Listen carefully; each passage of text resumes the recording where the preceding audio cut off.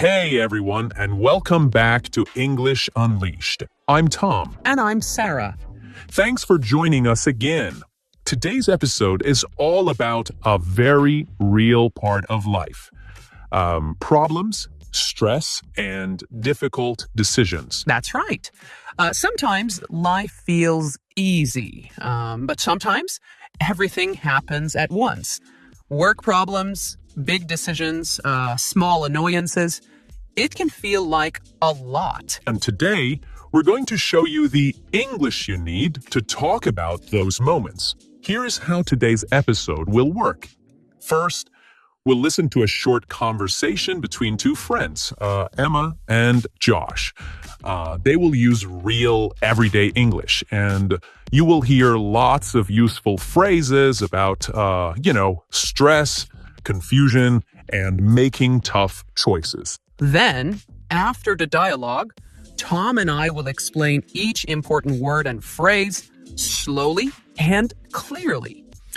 We will tell you what it means, give you simple examples, and even share some personal stories to help you remember them better. And remember, don't worry if you don't catch everything the first time. You can always pause, go back, and listen again.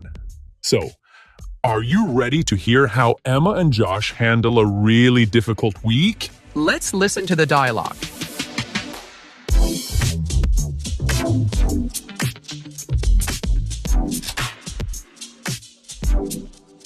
Josh, honestly, my brain is a total mess today. I feel like I'm in a muddle. Nothing is clear in my head. Everything feels mixed up. Oh no, Emma. What's happened? Something at work? Well, work and also just life in general. Right now, I'm facing a huge dilemma. I got 2 job offers. Both are good in different ways, but I can't decide. Wow, that's big. What are the jobs like? Well, one job pays really well. It's in a big company, good salary, fancy office. But the work sounds super boring. Just spreadsheets and reports all day. Not very exciting. Exactly. The second job sounds amazing. Working with people, planning events, traveling sometimes. I think I would love the work, but the pay is much lower. So now I'm in a dilemma. Money or passion? Stability or happiness? Classic dilemma. That's a hard one. It really is. And on top of all that, my current job is making things worse. They keep giving me more and more tasks. No extra pay, no help. I feel like I'm in a tight corner. Like I can't move in any direction without problems. That's horrible. You know, small problems like losing your keys or missing a bus, those are mildly irritating. Annoying, but you get over it. But what you're dealing with sounds intensely annoying. It's the kind of stress that stays inside you all day. Yeah. Every tiny thing now makes me crazy. Someone at work left dirty dishes in the kitchen, and I almost cried about it. It's like my patience is completely gone. Honestly, sometimes I just want to take a back seat. Stop trying to fix everything. Let someone else deal with the mess. Yeah, and that's okay sometimes. You don't always have to be the one in charge. Sometimes, stepping back helps you breathe again. Maybe you're right. And I'm trying to stay positive. I keep telling myself, maybe I'm starting to see the light at the end of the tunnel. Like, maybe this crazy time will end soon. I believe it will. You are strong, Emma. But you're right. You have to make a decision soon. Otherwise, you might come to a dead end where neither job is available anymore. Exactly. That's my big fear. If I wait too long, I lose both options and be stuck in the same old miserable place. So maybe first step, get to the bottom of things. Really find out the truth about both jobs. Ask hard questions. Talk to people who already work there. Get real answers, not just what they tell you in interviews. Good idea. I'll email both companies, maybe even call someone who works there. I want to know what a real day at work looks like. Exactly. And you also need to get a grasp of what matters most to you. Yeah, like I need to sit down and really think. Is it better to have more money but feel bored every day? Or have less money but feel excited and proud of what I do? Exactly. No one can tell you the right answer, but once you get a grasp of what your heart really wants, the decision will be easier. Thanks, Josh. Honestly, just talking about it is helping me already. My brain still feels a bit muddled, but at least I see a way forward now. Good. You're doing the right thing. Take your time. Ask questions. Listen to yourself. You are stronger and smarter than you think, Emma. Thanks. I really needed to hear that today. Anytime. That's what friends are for.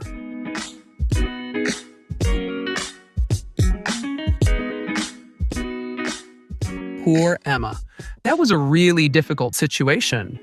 She had so much stress and so many big decisions to make. But it's great because we heard lots of useful phrases in that short conversation. Exactly. And now we're going to go through those words and phrases together. Let's start with the very first thing Emma said. She said she was in a muddle.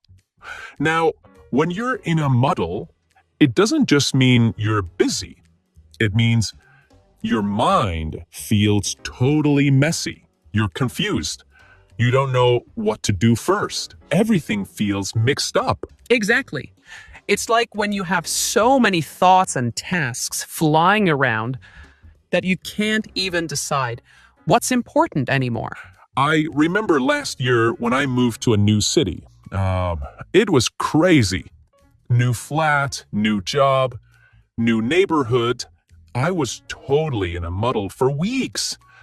One day, I tried to go grocery shopping, and I ended up walking in circles for almost an hour because I couldn't find the supermarket.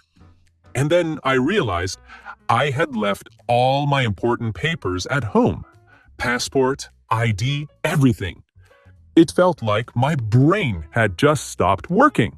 That sounds just like me when I started my first teaching job. I remember waking up at 5 a.m., trying to get everything ready. Lesson plans, books, coffee, and I would always forget something. One day, I even left my house wearing 2 different shoes. I was so in a muddle that my students noticed before I did. It's that feeling where your body is moving, but your brain is running 10 minutes behind. Exactly. And it's important to know being in a muddle doesn't mean you're lazy or bad at your job. It just means life has given you too much at once, and your mind needs time to catch up. Yeah, it happens to everyone. And it's a really natural, friendly phrase. You can easily say things like, I'm in a muddle.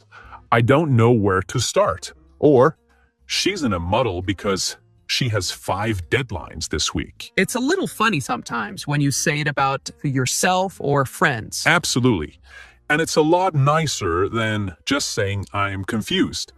It shows that you're overwhelmed, but in a way that people can understand and even smile about.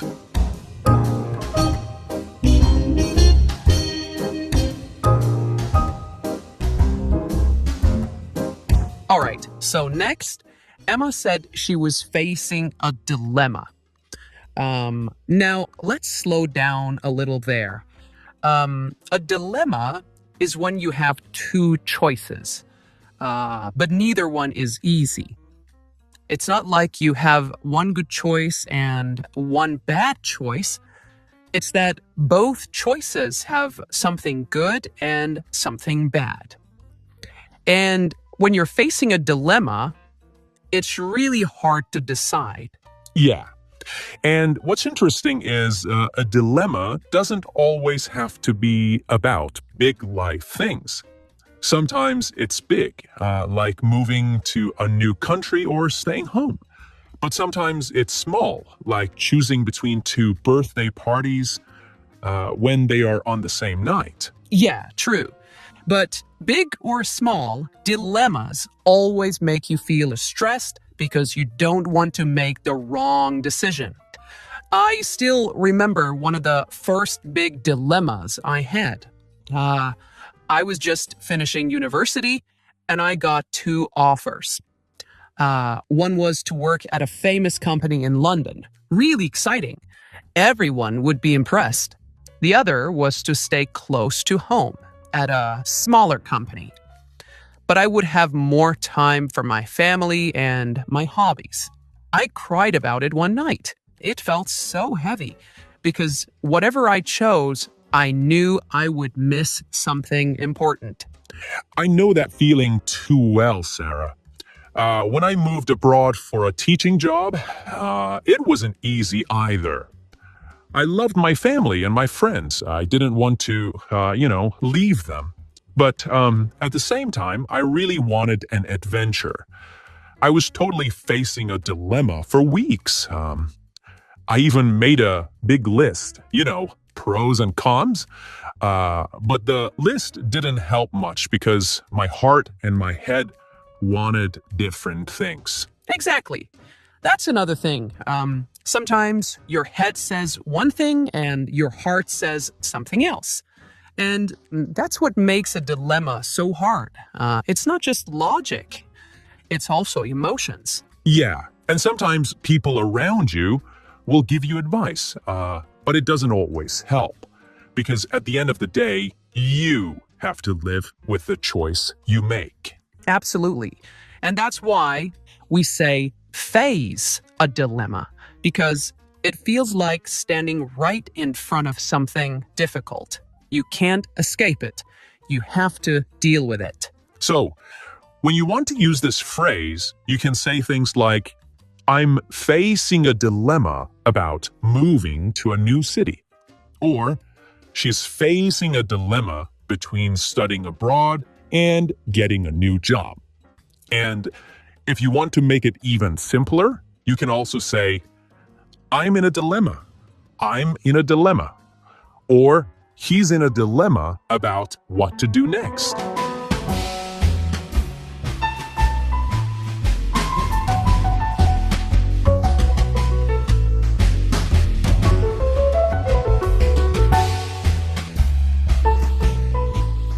All right. Next, Emma said she was in a tight corner. Now, this is a really great phrase. When you say you're in a tight corner, it means you are stuck in a difficult situation. You don't have much space to move. You don't have many choices. It's like being in a small, uncomfortable place, and you can't easily get out. Yeah. And it's not just about feeling uncomfortable. It's about feeling trapped. Like whatever you do, it's going to be hard. I remember once early in my career, I was working at a school where the manager gave me two impossible tasks. One task needed to be finished that same day, and the other needed to be finished before noon. But there was no way to do both. I was totally in a tight corner. Oh, wow. I can imagine. And the worst part is, when you're in a tight corner, you often feel alone. Like no one is coming to rescue you. You have to figure it out by yourself. Exactly. And sometimes it's not even about work. I remember when I was younger, I borrowed my friend's bike and I accidentally scratched it. Not a big scratch, but still, it was noticeable. I didn't have enough money to fix it, and I felt terrible. I was in a tight corner. Do I tell him right away and risk him getting angry? Or wait, save up money quietly, and fix it without telling him? Neither choice felt good. I had something like that too. Once I promised two different friends that I would help them without checking my calendar first. Then I realized both of them needed me at the same time, same day. I couldn't be in two places at once. I felt trapped and guilty. It was definitely being in a tight corner. And that's the thing. When you're in a tight corner, you usually feel stressed, guilty, and pressured all at once. It's not fun, but it happens to everyone. Yeah, and it's such a useful phrase to describe that feeling. Here are some examples you can use in your life. I'm in a tight corner at work. I have 2 deadlines today. He was in a tight corner after losing his passport abroad. And here is another one. She is in a tight corner because she promised too much to too many people. And you don't even have to explain everything. Sometimes just saying, I'm in a tight corner, helps people understand that you need a little patience or support. Absolutely. It's a simple but powerful way to ask for understanding when life feels really difficult.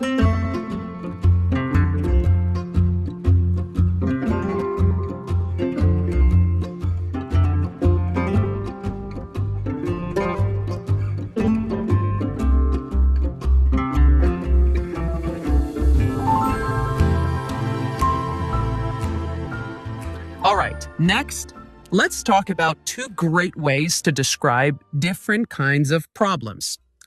Mildly irritating and intensely annoying. So first, mildly irritating. This means something is a little bit annoying. It's not a big problem. It bothers you, but you can still smile or move on easily. Exactly. Like when you spill a little bit of coffee on your shirt right before work, or when the bus is late by 5 minutes. It's not the end of the world. It's just mildly irritating. I remember one time I was late for a meeting because every traffic light turned red. Every single one. It wasn't a disaster, but it was definitely mildly irritating. I remember sitting there in my car just laughing because it was so silly. Yeah. Or like when your phone battery dies just before you take a perfect photo. Not a huge problem, just enough to make you sigh and say, oh, come on. Exactly. Now, on the other side, we have intensely annoying.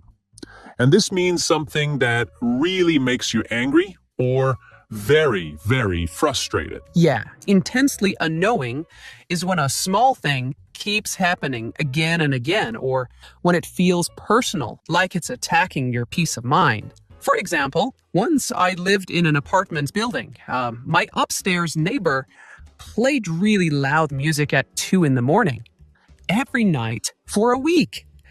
At first, it was just mildly irritating, but after the 3rd night, it became intensely annoying. I couldn't sleep. I was so angry. I actually bought earplugs. Oh no, I had something like that too. When I lived in a shared house at university, one of my housemates used to leave dirty dishes in the sink for days. At first, I thought, okay, maybe he's busy. But after a week, oh my goodness, it was intensely annoying. Every time I wanted to cook, there was no space because of his mess. Yeah, that's the kind of thing that moves from a little problem to this is driving me crazy.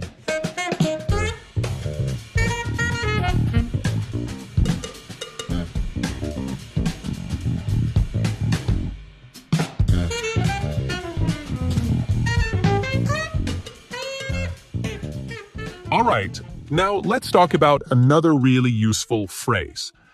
To take a back seat. Yeah. When you take a back seat, it means you stop trying to lead, stop trying to control everything. You step back and let someone else take charge. It's like being in a car. The driver is at the front, making the decisions. If you take a back seat, you're just sitting and watching, not driving. Exactly. And sometimes it's not because you're lazy or you don't care. It's because you're tired or you feel like someone else can handle it better for a while. And that's okay. Totally. I remember when I was planning a big family party a few years ago. At first, I was trying to organize everything: the food, the decorations, the music, even the parking.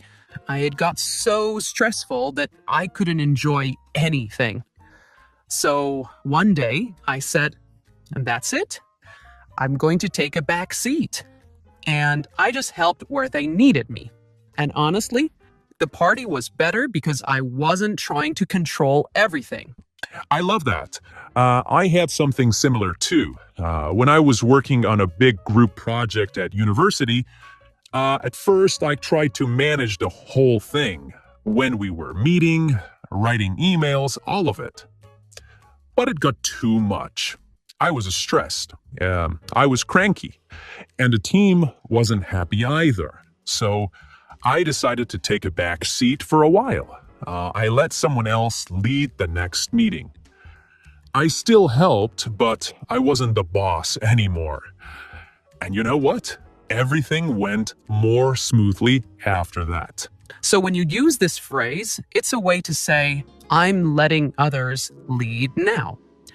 Or, I'm giving myself a little rest from making all the big decisions.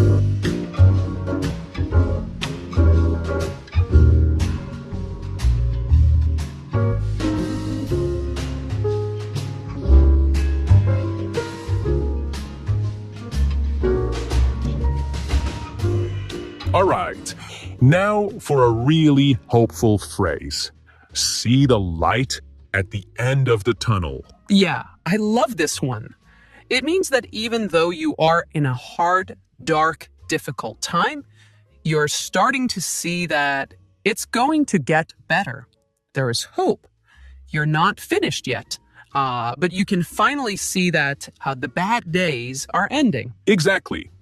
It's like when you're in a long, dark tunnel and finally, far ahead, you see a little bit of light. You know you're getting closer to the exit.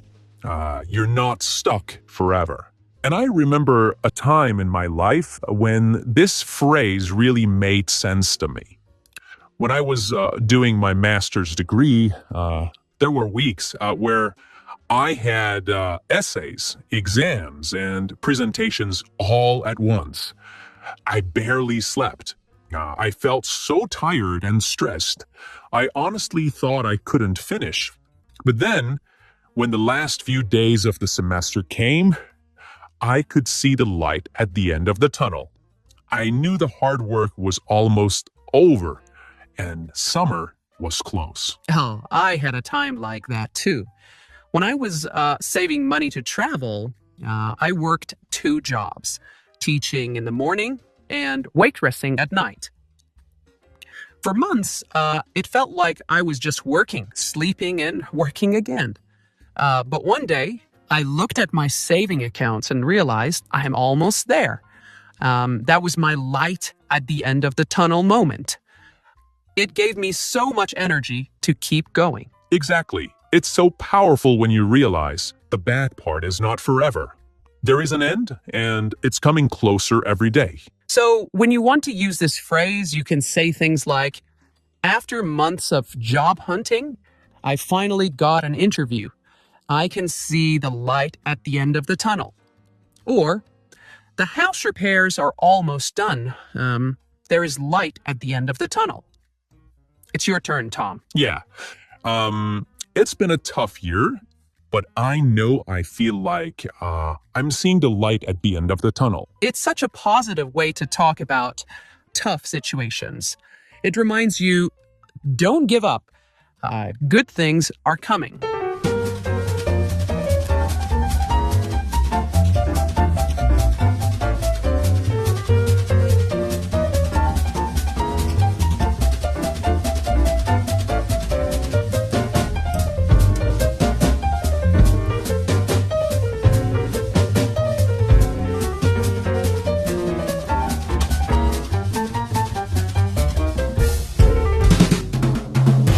All right, now let's talk about a phrase that feels a little heavier. Come to a dead end. Yeah. When you come to a dead end, it means you can't move forward anymore. You've reached a point where there are no more options. It's just like when you're driving down a road and suddenly the road stops. There's no way forward, no way to continue. You have to stop and turn around. Exactly. And in life, this happens too. You might be working on a project or chasing a dream, and after a while, you realize it's not going to work. You have come to a dead end. I remember once I spent months trying to organize a study trip for my students. I emailed companies, talked to schools abroad, tried everything. But in the end, the visa rules changed, and suddenly it was impossible. No matter how hard I tried, I couldn't fix it. I had come to a dead end. It was over. Oh, that must have been so frustrating. I had a similar experience when I tried to learn how to code. At first, I loved it. Learning websites, little apps, things like that. But after a few months, I realized it just wasn't for me. I wasn't excited anymore. I wasn't improving. I wasn't happy. I had come to a dead end with it. And it was okay. Sometimes you realize you need to change direction. Exactly. Coming to a dead end doesn't mean you failed. It just means that path wasn't the right one for you. And now you can find a new road. So when you want to use this phrase, you can say, I tried to fix the relationship, but we came to a dead end. Or, after months of trying, the company realized they had come to a dead end. Or, sometimes, you have to accept when a project has reached a dead end. It's a little sad when it happens. But it's also a new beginning. A dead end means it's time to look for a new path.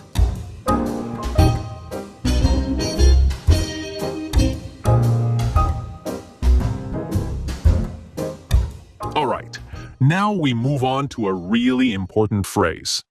To get to the bottom of things. Yes. When you get to the bottom of things, it means you find the real cause of a problem. You don't just look at the surface, you dig deeper. You ask questions, you investigate, you find out what's really happening. Exactly. It's like when there is a mystery or a problem and you don't just guess. You really want to know the truth, the real story. I remember once at school, our team's project kept getting bad marks. We thought we were doing okay, but something wasn't right. At first, we just said, the teacher is too strict. But then we decided to get to the bottom of things. We asked the teacher for feedback. It turned out we weren't following the instructions exactly. We were missing small details. Once we understood that, we fixed it, and our grades went up. That's a great example, Tom. I had something like that too when I was working at a language school. Suddenly, a few students stopped coming to class. At first, we thought maybe they were just lazy. But the manager said, let's get to the bottom of things. We called the students and asked them. It turned out the problem was with the bus schedule. The bus times had changed, and it was hard for them to get to school. Once we knew that, we helped organize carpooling, and the students came back. See? If we had just guessed, we would have blamed the wrong thing. But by getting to the bottom of things, we found the real answer. Exactly. So you can use this phrase anytime you want to say, I'm not just guessing, I'm finding the truth.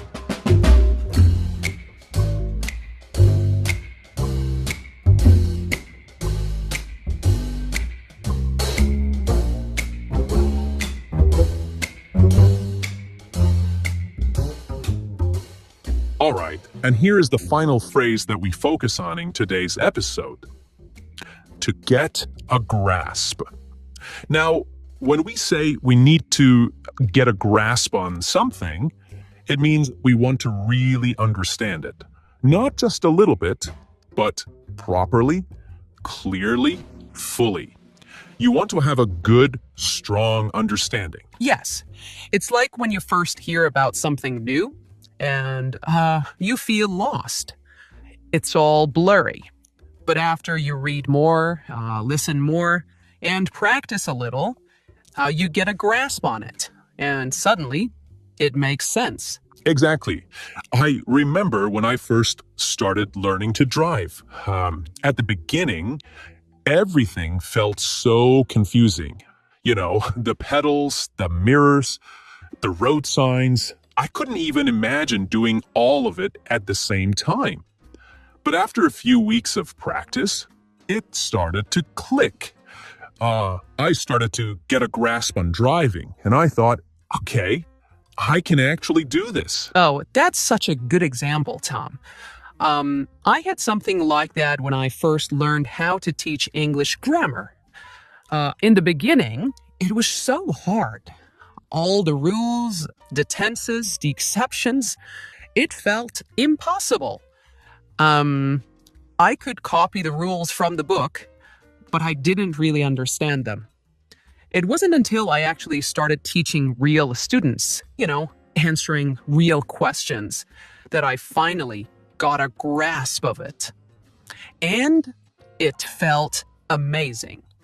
I felt confident for the first time. Yeah, it's that moment where your brain says, now I understand. It doesn't feel heavy anymore. It feels lighter. Exactly. And getting a grasp doesn't happen in one day. Sometimes it takes days, weeks, even months. And that's totally normal. Yeah, and it's so important not to give up. Because at first, everything feels difficult. But little by little, you get a grasp. You start to feel stronger and more in control. So, how can you use this phrase in daily life? Well, you can say things like, I'm still trying to get a grasp on my new job. Or, it took me a while, but I finally got a grasp of Spanish grammar. Or, he needs to get a grasp of the basics before moving to harder topics. Exactly. So remember, when you get a grasp, you move from confusion to clarity. From feeling lost to feeling strong and sure. And that brings us to the end of today's episode. We really hope you enjoyed exploring all these powerful expressions. Thanks for being with us. And until next time, keep practicing, keep smiling, and keep learning. This has been English Unleashed. Your space to grow with real, natural English. See you next time. Bye for now.